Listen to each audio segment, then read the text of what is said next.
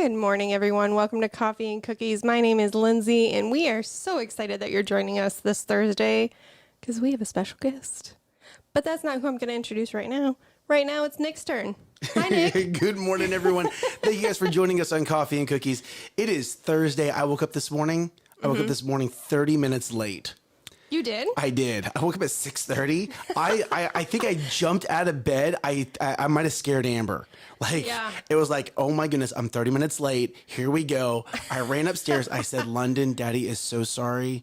I'm getting you up early. We have to go. And she was like, okay, Daddy, let's go. She's a little champion today. That's Champion. Awesome. But thank you guys for tuning in. We have a special guest today. You guys, we've already had like a 30-minute conversation, and this is going to kind of piggyback off of the Chris conversation, which was all about agile and Scrum and all kinds of things that are cool that I don't know about, but I'm going to send it back to Lindsay so she can introduce our guest, because this is going to be a great conversation today. So our special guest is actually a former CMO. My gosh, I just had all my words jumble up at the same time. Have you ever had that happen? Anyway, former CMO, currently a Scrum Agile marketer practitioner, he called himself. Yeah, he's being polite. Excited. Yeah, Nick called him a guru, so we'll see. We'll let you judge, because we don't judge. But please welcome Troy Scheer. Oh my gosh. Y'all, good morning, Troy. How you doing today, buddy? So sorry. Doing all right. That's okay. Like we said, it's I was actually up early, but my what I had with my son this morning was much different than you had, Nick, because it was like, Dad, leave me alone, shut up, go away. Why are you up right now? So it was that kind of thing. So how old is your son? He is 16. Okay. So. Yeah. Enjoy it while you can, because eventually it goes away, and then you're just, a pain. Oh, man. So we got a little split screen action going on here. Let's talk. So Troy, how did we meet? Let's see. It was only 3-4 weeks ago. 3 or 4 weeks ago. Connected on LinkedIn. On LinkedIn. And I love LinkedIn. So how did you connect on LinkedIn? Was it? I think I just reached out. You found him? I think I saw something that Nick had written, one of the posts or whatever. And I am one that I believe relationships are so huge that, and I'm always, the whole thing, get out of your comfort zone. So meet as many people as you can. It's one of the things I always tell my kids. If there's anything I can teach you in life, meet as many people as you can, develop good relationships, because that's how you're going to eventually flourish, because you find good people, you get to work together. There you go. So here's a perfect thing. I mean, you all, talk to Nick. God, and we talked for an hour the first time we spoke. We did. And it was just like, oh my gosh, the connection right there, just within that time, it was almost literally, it's weird. I feel like I've known Nick for years. Yes. It was, here we go. But let's take a step back. When you messaged me on LinkedIn, okay, and Angelina, you will appreciate this. He didn't sales pitch. He didn't, you were like, hey, like, I looked at some of your content. I like your content. Let's connect. And then after we connected on LinkedIn, then it was, hey, I have a podcast. Are you willing to speak with me? So you were thinking right. He wanted to pre-qualify me before he allowed both of us to be on his podcast, right? But there was an organic. There was an organic conversation that happened. It wasn't a LinkedIn message of, hi, my name's Troy. I have a podcast. Let's talk, which is 90. And so. Well, what's even worse is, and this is something that I've, again, you don't figure this out right away, but in life that, you see those things where people connect with you and then immediately are wanting to set up a meeting to sell you their stuff because goodness. I know we can it's a perfect match, or I would get, since I see you are a CMO at such and such, and we've looked at your site, and what was funny was the way I had things set up, there wasn't even a website for the name. It was the way I had it set up. So it was like that was always a great way to know if people actually actually did their stuff. I'm like, so you looked at the website, huh? So you did. Well, and that's it. Like, as much as I love LinkedIn, it has gotten really heavily bought.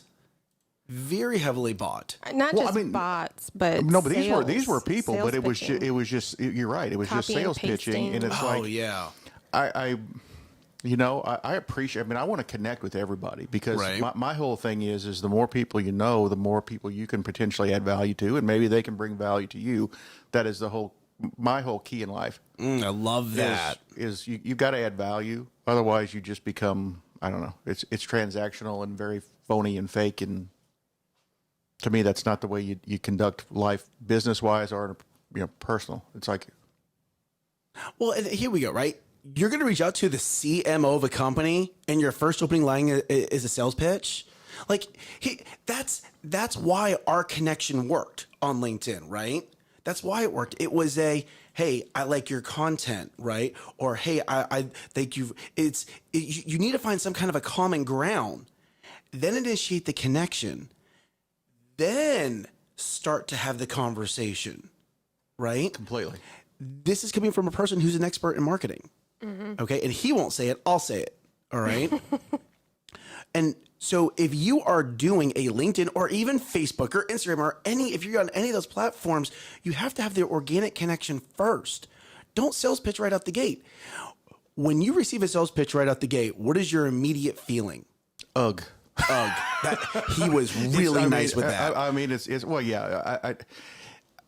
I just feel like again, what we talk about in business, in life, you've got to develop a relationship. So again, so you're coming to me and wanting to conduct business. How are you going to add value to what I'm doing if you don't even know what I'm about? So you look at it in that same mindset, and it's really that thing of, okay, well, if you're going to help a customer, a client, whatever name that you want to put on, how do you know that you're going to help them if you don't even know what problems they have, who that, both personally and professionally? And it's like when you start really understanding people and can then diagnose what the issues are and be open with them, then you can come back and go, well, based upon what I'm hearing, I think that I can help you in this way. There you go. But I've also had situations where it's like you talk to somebody and go, well, you're got things going pretty well, and there's Right. really nothing that I can do to help you other than, hey, if you want to throw something, ask a question or whatever. And again, it's how you add value, even in those little ways. And that's what it's about, what business is about, adding value. You're exchanging money for some sort of value, whether it be tangible in a product or in a service. You're still looking at that. It's value. Absolutely. So good morning, Amber. Good morning, sweet wife. Good morning, Angelina. Good morning, Nolan. Good morning, Mohammed. Good morning, everyone. Thank you guys for tuning in today. So let's go down this direction a little bit further, okay? You are not, and I'm going to define this, and if you want to disagree with me, people can disagree with me. They're going to be wrong, but they can disagree with me. Wow. You're wrong. You don't provide value in an immediate sales pitch. Not at You all. don't. Okay. You can't sit here and put out a blanket statement saying, I've looked at your website and here's what you need. No. The value comes in first connecting with an individual, making sure you can resonate with that individual, and then asking, how can both of us have a win-win situation? Right. And that's how our conversation went, right? You were talking about Agile and Scrum. I'm talking about the book Traction. Right. And we and the synergy started happening. And the next thing we're like we need to be guests on each other's podcast because we can both provide value to each other's audiences And to each other. and to each other. Right. Like it's funny because I believe, and if you want to go ahead and hold it up, like you bought the book. You bought the book Traction. Like he's read it. He's not just read it. He's put notes in it. Do you see the pen sticking out of it? Like he's writing in there. Right. And to take that a step further, now like we've talked about now, next, later, right? And you're like, oh my goodness, here's more people you need to connect with to learn more about this Agile, learn more about this Scrum. What's the word I'm looking for? Well, I'd say with that, it's agile marketing, and when you're looking from a marketing perspective, Scrum is really more of an IT, software based kind of.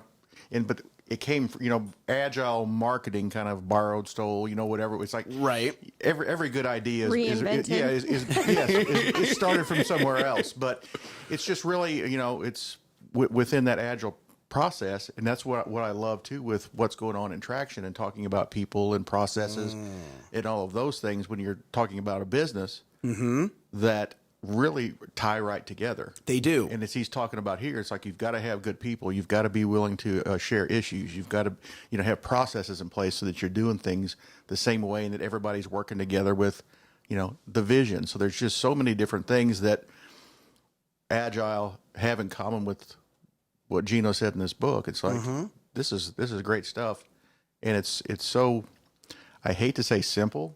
I mean, conceptually, it's simple. Conceptually, it's simple. It is simple. It just takes some work to really make it work, because nothing is in the sense of when you start looking at companies in terms of what they're doing. That yes, foundations are a lot the same, but how that you are conducting business with each company is going to be different. Absolutely, it's like a sports team or anything else. You don't create a plan that stays the same for each team that you're going against, that your opponent. So you've got to have different game plans.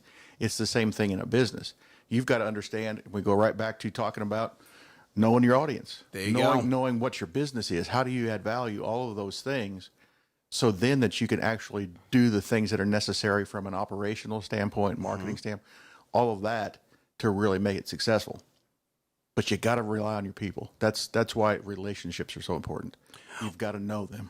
Well, so let's go down that direction, right? Like, yes, Agile is kind of like an operating system for a computer, right? Traction is very much an operating system for almost. And when I say operating system, I'm comparing it. Agile and Traction, they're operating systems, but instead of for a computer, they're operating systems for a business, right? But you still need the programs, and the programs are the people, right? And you have to have the right program, i.e., you have to have the right people to do the right job, and to have those right people be in the right position, right? You have to have that relationship, and you can't have that relationship. You can't develop those relationships in small batches.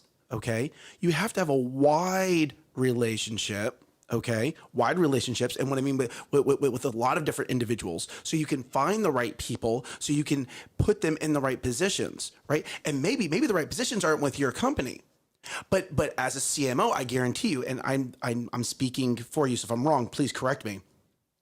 You know other CMOs, you know other people in president's positions and VP positions, and you're like, I know this guy or I know this gal, I know the person that you're needing, I know the personality. I know if they need to be a visionary or integrator.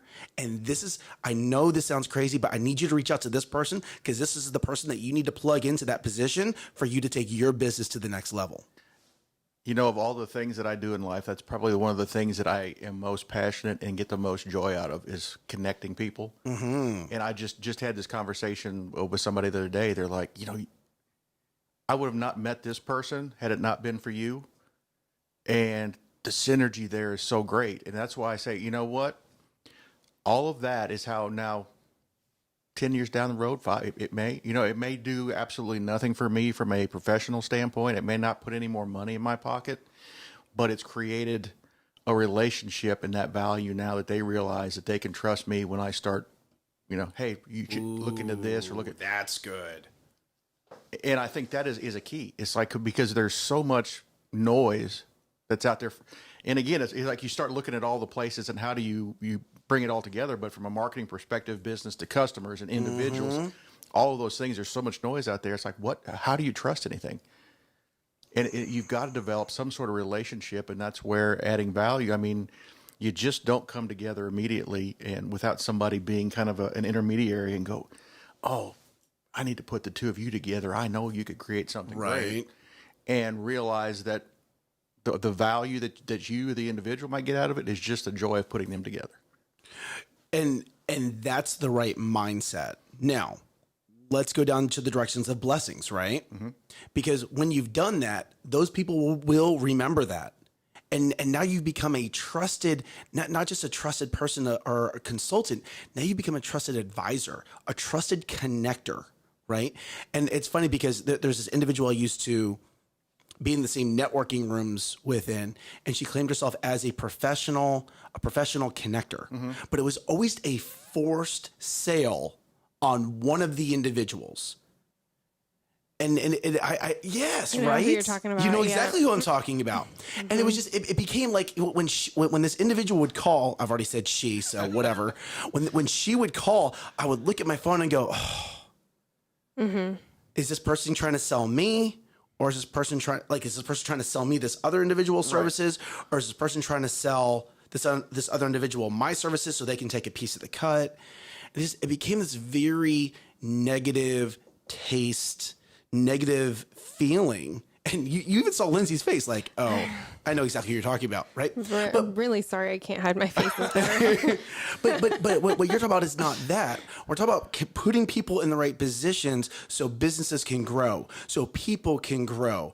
And that's where having an agile mindset, and now also combined with a traction mindset and understanding the visionary integrator relationships, and it was great because when we first started talking about this, like I remember seeing your eyes change as you went through the Rolodex of your head going, visionary integrator. Oh, that's this person. Oh, that's this person. Oh, that's this person, right? And now you can start placing people, and in doing so, you're now creating trust on a positive level. Completely. And you know what that does from a business perspective when you have that exact same approach to your, whatever you want to say, employees. I prefer to say team because we're all together in whatever we do. And from a leadership perspective, you've got to be the guy who's willing to take a lot of the dirt and the junk and try to shield your employees. And one of the things that I love, that I really try to live on a daily basis, and this is from Gary Vaynerchuk, who I follow on Absolutely. LinkedIn a ton, is you're there for your people. There you go. Not you work for them. Absolutely. And if you have that mindset, Yep. and you develop that trust and all, it's like now all of a sudden you've got a happy bunch of people and that you can trust. And if you're working for them, you want to hear from them. You want to, what can I do to help you? And when you have that mentality, business will flourish. It's funny because what we're talking about here, just to make sure the audience understands this, we're not saying that you're not leading your teams, right? We're not saying that. We're not saying that the employees are leading the company. You're still the leader, correct? Right? You're still leading the company, but you need to make sure that you have your team moving with you. And what you're doing, when we talk about the shield, we're talking about being the shield of maybe the political games that are happening a couple levels up, right? We're talking about maybe situations, maybe issues, maybe things that need to be talked about, but they don't need to be talked about at your team members' levels. Right? They don't need to know about the issues that are happening here, right? That needs to stay there. And you as the manager, supervisor, VP, or director need to make sure those conversations stay there so your team can focus on what your team needs to focus on to help them move forward. Completely. And that's, I will say this is something that happened at the previous position that I had, and that was my key. And I actually, heard from people after, that I'm no longer there, but that team also decided to go bye-bye as well. They were like, we didn't realize how much you were shielding us from to keep things so that we could focus on our job. Ooh. Hey, you want what else that's called? Parenting. Well, it's again, it's caring. It's like, man, right? And you've got to know that it's like, how stress affects people. It's like, Yes. you don't do well. It's like, why would I want to have that on the team that's trying to help support me? There you go. And it does no good from whether it be you as the CMO someplace or as the president, CEO, wherever you are, when you've got a team to lead, you've got to realize that if you really want that business to succeed, those are the people that are going to help make it happen. So, and Nolan, you're absolutely right. That is servant leadership. You're absolutely right, Nolan. That is servant leadership. And let's take a step back. You don't have to be at a manager, director, VP, C-suite level. This could be you leading and here we go. This is key. You have to lead yourself first. And then when you hit that supervisor level, that's when you start leading others, right? But even in the military, right? When you go down to a 3-man team, there's still one person that's in charge of that team. Okay? So maybe you're a shift supervisor. Okay, maybe you're new to the workforce and you're a shift supervisor, or maybe you're a team lead, something that gives you, right? So something that gives you just that little bit of authority, that little bit of movement, how are you going to lead others, and how are you going to shield them? It boils down to you can't have decision by committee. You've got to have somebody who's responsible that here's what Someone needs to write that down. Say no, because leaders fail in this. Say that one more time. you can't have decision by committee. There you go. You have to have somebody that's willing to go, okay, I made the call, right, wrong, or indifferent. The consequences are on me. Now, there you go. Now, that doesn't mean you don't take into account and you listen to your team. And that's what I say. I mean, you've got to have that open relationship to listen to everybody and get input. Because this is one thing I've discovered over 20 plus years in the marketing world. The stuff that you put out from a messaging perspective and all of your channels and all of those things, while obviously you have to have those, if you don't have a core within the business that there's trust and trust across the, I say the quote unquote marketing department, when in my mind every single person in the company is a marketing person, a salesperson, market, because no matter what you do, whether it's operations, finance, HR, all of those things are building your brand and building what you do and how you integrate with your customers, how you develop a relationship with your customers. So my focus always before any of those external communications is to make sure my team is on point, that we all have the vision and understand what the CEO's vision is, and then be able to bring that together. There you go. And across units. You've got to, from a marketing perspective, I always want to know what's happening in all these other places. What can I do to help you? And again, it's having that mindset of how do I help you? Because if operations is doing well, it's going to make you look good. Right. If all those things, and if they're not, well, if you have poor operations and you're losing customers because what you've done on the front end is not being provided from the brand promise, you're going to lose. There you go. So you've got to have that, hey, we're all together as a team. Well, we win together or lose together. Gino talks about that. That's called an L10 meeting, where all your departments are coming together and you're assigning, what are the issues that we're doing as a company? Are these issues helping the company move towards that vision?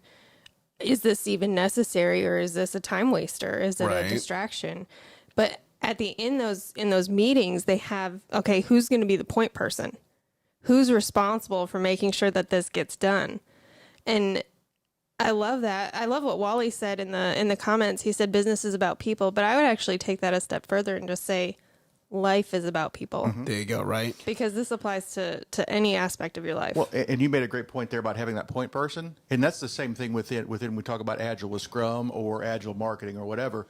You've still got to have that point person, because you can't be, if you've got a team of 15 people, you can't, have all of that going on where there's so much communication happening that there's no focal point that says, okay, here's where we are. But as that leader, that's where you have to have trust in your people that they are prepared to do what they've got to do and to give you the insights to make things happen. And I think that's a key too, is that's why we go back all the way to the vision of the company. You've got to make sure that you are communicating that well and living it so that you bring on the team that you want to bring. Because if you're hiring, why hire people and then not trust their opinions? It's like that doesn't say much about you if you can't trust the people that you brought onto the team. I'm going to leave that comment alone, Lindsay. That's just always the way I've been. It's like no. But how many? But seriously, though. Okay, so one, yes, Wally, you're absolutely right. Right, you can't have decisions by committee. He made a great point on that. But did you listen to this very next point? Why hire people you can't trust? Why did you spend all that time, all that energy, going to hire an individual, put that individual in a place of either an entry-level position or a place of leadership, and then second guess them or cut them at the knees per se, and not let them lead? Because think about how much money you're losing doing that too. Oh my good. Oh wow. From a finance perspective, if you have that person that maybe you can't see it on a personal level, right? But they understand it in a dollar level. That is a great question. That's the question. When you're in a C-suite position and your finance person is asking those questions and your ops person is asking those questions, how are you speaking in their language? And for the finance person, you just put it in their language. Well, again, you're doing all these great things. You go, well, why are we losing money? And let's go, well, what does our employee turnover ratio look like with percentage? And that's one of the things in the past where you see. I saw an auto. It's like in the auto business, normal franchise dealerships have an 80% turnover. Whoa. So think about how much every time that you got to bring somebody in and train them, and it's like it may not be necessarily hard dollars, but the opportunity cost that you have because you're having to do all those things now takes you away from doing work that could be very profitable. So you've got to understand your people, and like I said, understand who they are, and don't bring people on just because you're having to fill a space. So key in on this on this term that you said called opportunity cost. Can you elaborate a little bit further on that? Well, it's just again, what are you taking your time away from that you're not prioritizing where you could be really generating revenue? So if you're wasting time, and again, so now you've got two things. You're losing money because you've invested into them, that employee. Plus now you've got to take the time and the headaches, and now you're stressed, and okay, what does that do? And then now you're, angry, which then can easily transfer over to other employees, which just creates this massive chaos.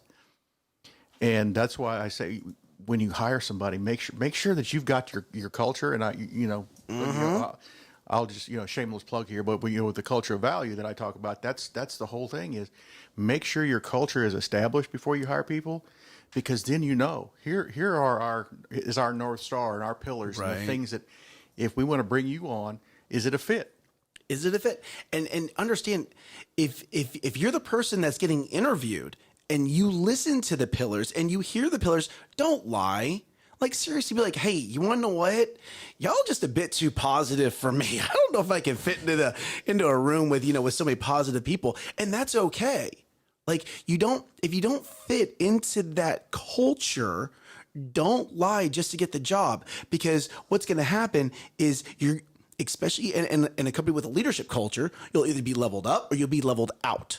And if you don't fit with that, now you've not just wasted your time, you've wasted the company's time. And let me actually rephrase that. You've not just wasted the company time, now you've wasted your time. And if you're looking for a job and you take the wrong position, you might miss out on the right position with the right company that has the right culture for you, because you took that little shortcut, and now you've missed out on the big opportunity. But you got to be careful with that, because people that really take that to heart might be like, oh, well, I'm never going to make a decision then because I might miss out on something different. No. I said if you don't fit the culture, if you've been introduced to the culture and you're not a fit, don't take that job. Right. Yeah, if you go in someplace knowing, God, I'm going to be miserable here, don't do it. Don't do it. It doesn't help you. It doesn't help anybody. And, the thing is, and again, that's why culture is so important, that you get into those right places. And then there is that opportunity, especially if you have people who are truly leaders and you have that kind of culture, to help you move when it's time. Maybe you want to go somewhere else. Maybe there is a better opportunity for you if you've done things the right way. And I'm having to speak for myself here, but this is the way I treat the people that I work with is, man, I want to help you.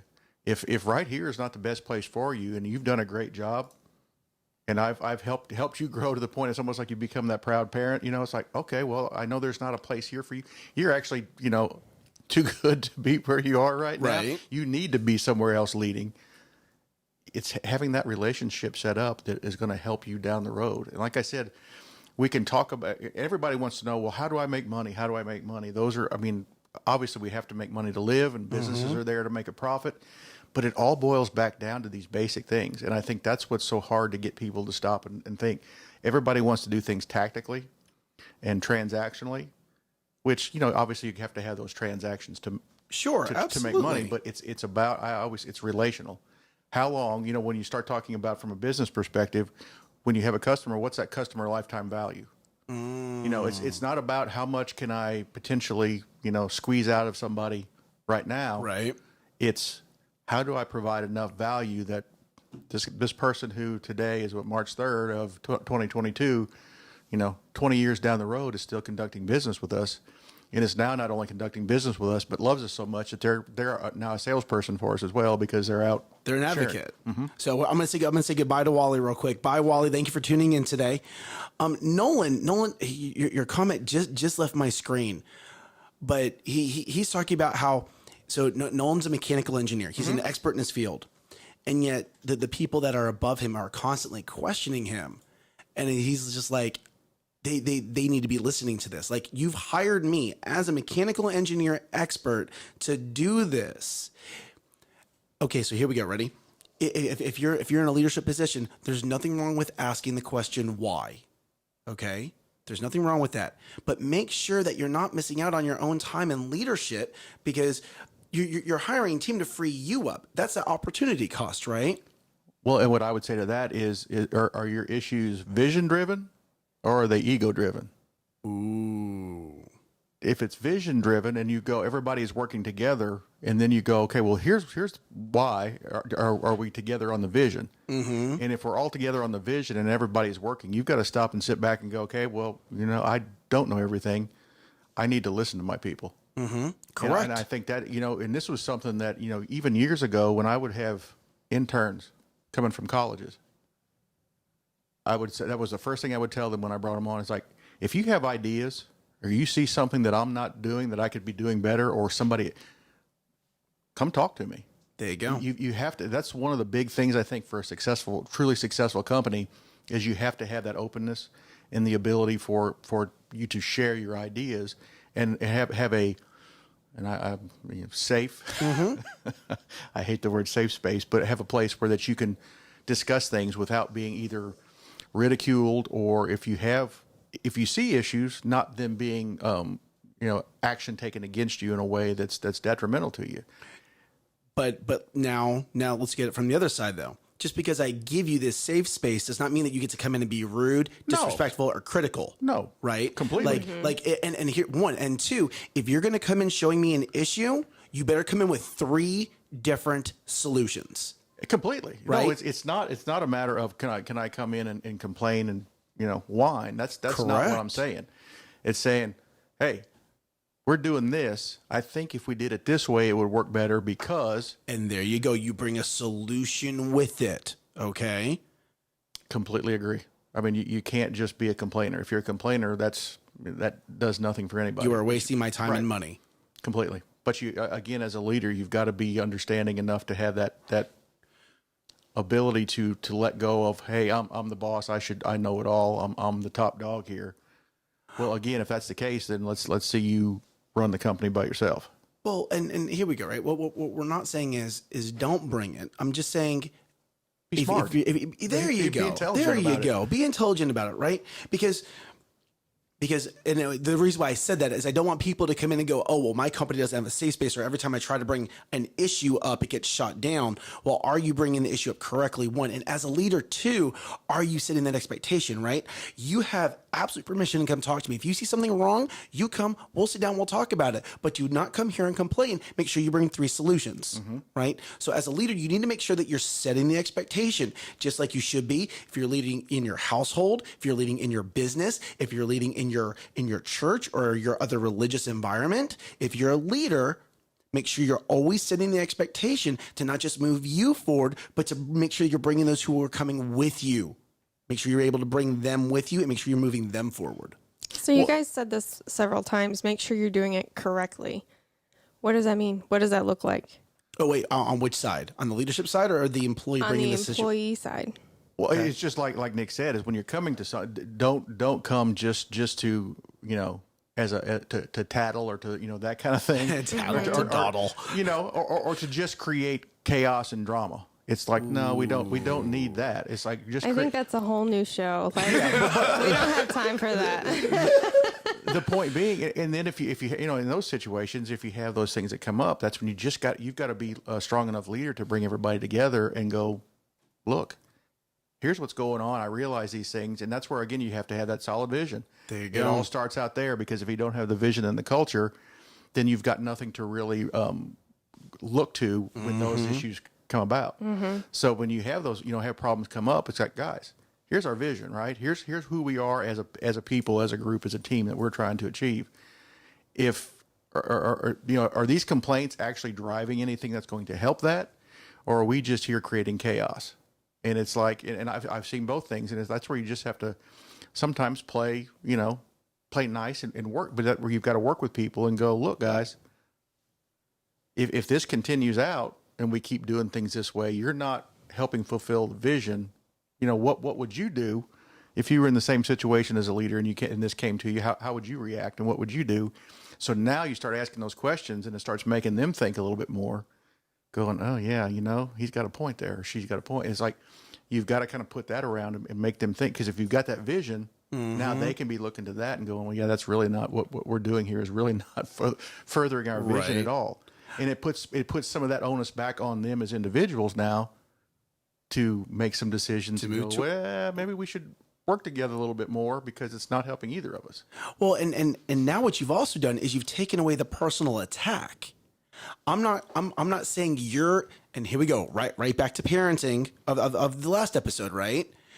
You're a good individual. The decision you made was wrong, right? Well, now let's take it into the workplace.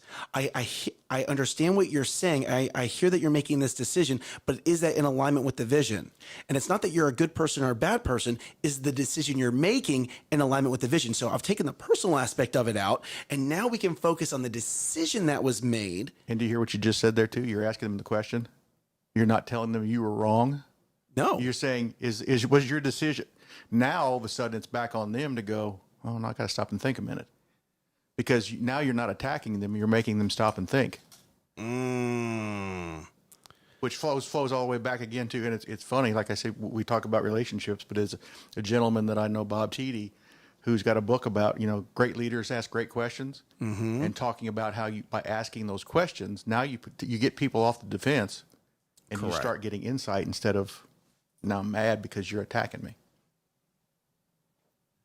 Imagine how many HR complaints would stop if the human to human attacks were minimized within a company, because now the questions we're asking is not me versus you, but it's us versus our vision versus oh my gosh, man.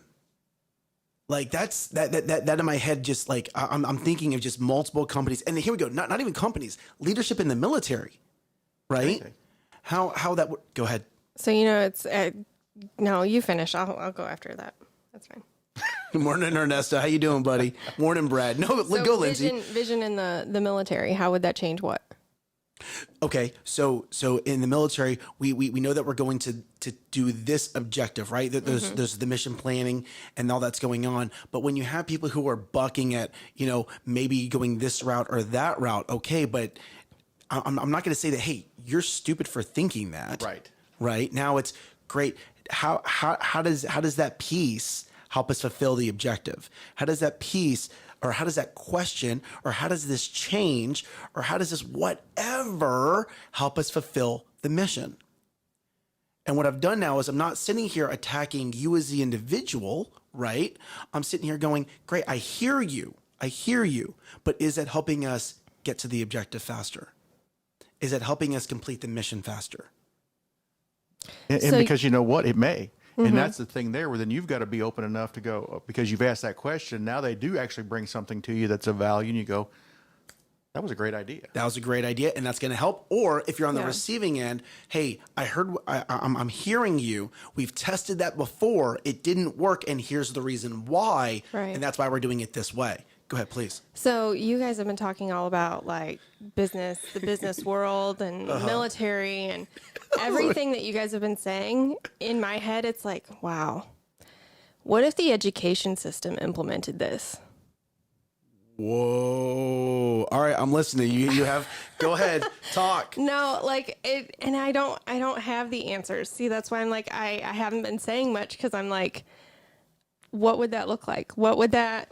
But I know from personal experience, there's so many educators that are in the system that don't agree with the vision of the school or the district, or they don't agree with the leadership of what leadership's doing. So when kids ask them questions, they're like, I don't really know why we're doing this. I think this is dumb too. Like... But this is why you have to have that collective vision, and that goes back well ago to where I was saying about hiring people. Well, if there's this, it creates chaos, and in that sense, then the kids suffer. Not just the kids, the workforce that you're creating.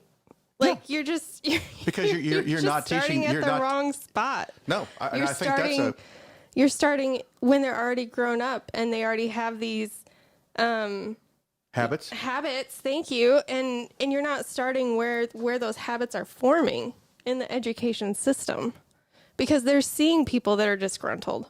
They're seeing people that are like, I don't know why I'm doing this. Okay, so here we go. You ready? I'm about to offend a teacher. Are you ready, teachers? How many of you are energy drainers and you're draining the energy from the kids because they're energy producers? And I ask this because how many kids come home from school and they're completely drained, not from the interactions, but because the teacher is also not an energy producer, and therefore there's a drain. There's just a drain within the system, and I won't limit this to education. I'll put this into the workplace. I'm going to call a parent out. I'm going to put this into your household. Okay, how many of you are not energy producers within your own household? You're energy drainers, and you are literally draining the energy from your kids. Mm-hmm. If what I said just hits you like a ton of bricks, or you got offended by that, then you're probably the energy drainer. And now you cannot say that you do not know that you do not know. Now you know you are, and you need to consciously change that. Is there a test out there that Y'all should read. helps you? Hold on. Ernesto says you should read the Energy Bus. I actually have it. It's good. I'm assuming obviously it's a book, but go ahead. We actually had to read that in when I was teaching. So funny. All right. Funny, we are yeah. way over on time. We are. 4 minutes. What were you gonna say? I don't remember. That's kind of how my brain is right now. So Lindsay has been having morning brain fog. Oh no, it's sinus brain clouds. Like I just cannot think through this stuff. Okay, hold on. Amber just asked a really good question. Okay, how would people that's know? what I was saying. Is there a test out there that helps people realize, like, there's a test if you're an integrator versus a visionary?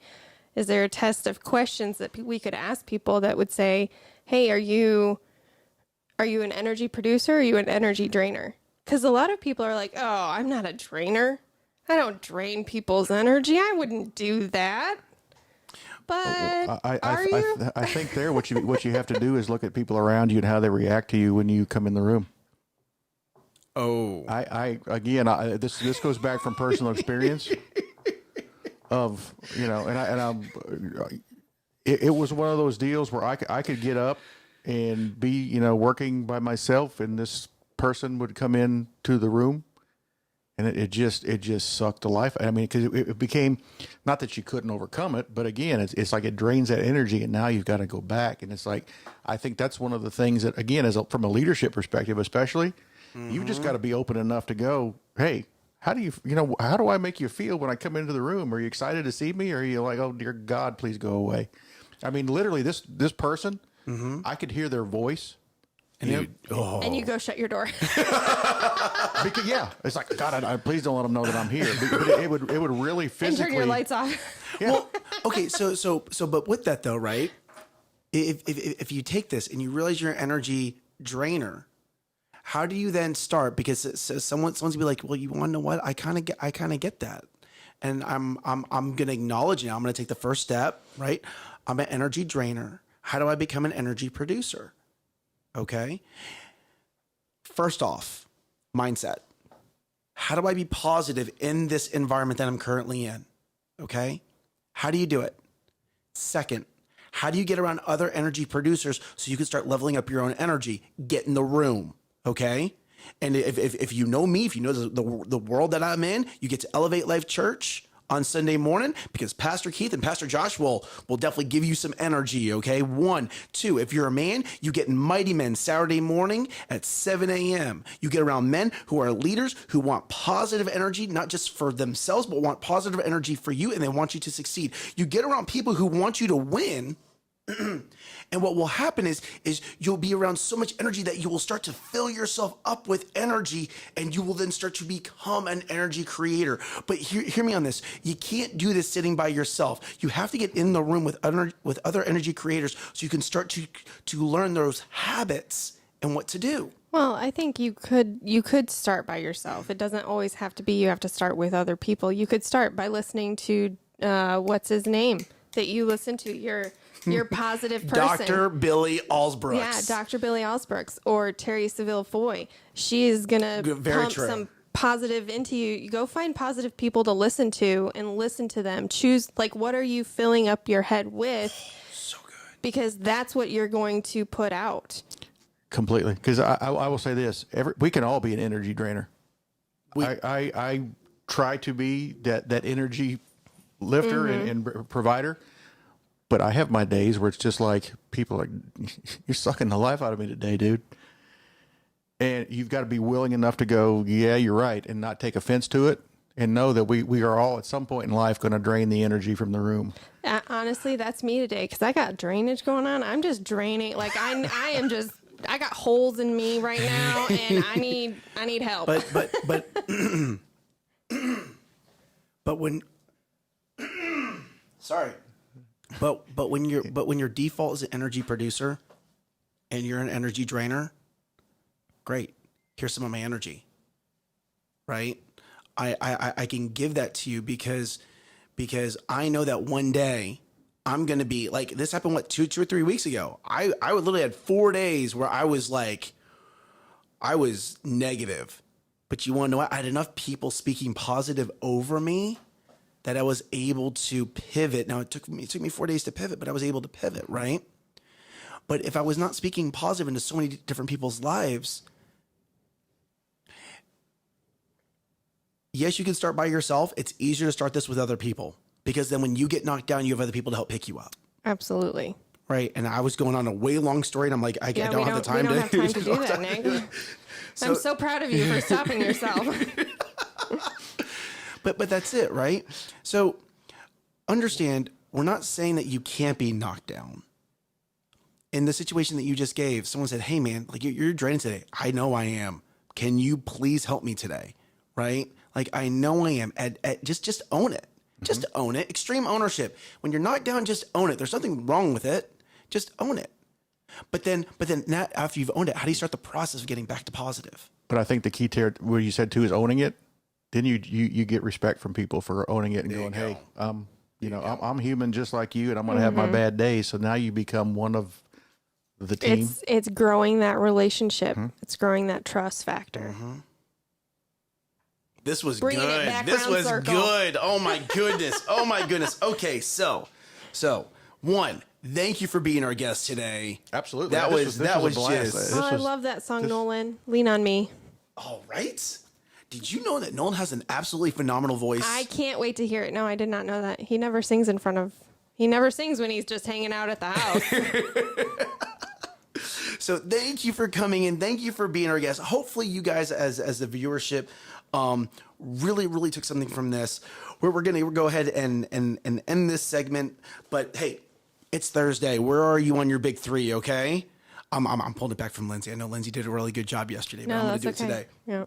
She's draining today. I am draining today. Okay. We need you Here's my energy. to just right? share that positive. There you go. So where are you on your big three? Make sure that you're almost done, okay? Tomorrow's Friday. Crush it, man. Just get it done. Get it done. Thank you guys for being in the comments. Thank you guys for liking the show today. Know that that's how we know to pray for you. That's how we know to bless you, and understand this, okay? We want your prayers too. This is supposed to be a synergy, okay? The show is a synergy, all right? We pray for you, you pray for us. That's how it goes, okay? Because at the end of the day, we all want to win, and we want you to win. The only way we get to know, and the only way we can pray for you, is by you liking and commenting, because that's the only way that Facebook and YouTube let us know that you're watching, is by doing those two things. That's why we always ask for that. So make sure you get your big three done. Starting Monday, we're going to start the big three group, okay? If you want to be invited, you need to message me to make sure that you get the invites. This is going to start as a very small group. There's going to be some rules that go into it, because I want to make sure that everyone's participating, and understand this is going to help you move forward. Okay. Now we're going to start this on Facebook, but I've already been asked if I'm going to start a group of this exact same group on LinkedIn, because I have certain people on LinkedIn that will never get on Facebook. Okay. That's just people have their platforms, as you should have your platforms that you know, like, and trust. So Know that's coming out on Monday. Message me if you want to be invited to the group. And above all, today I want you to Rise up and crush it. Bye, Bye y'all. y'all.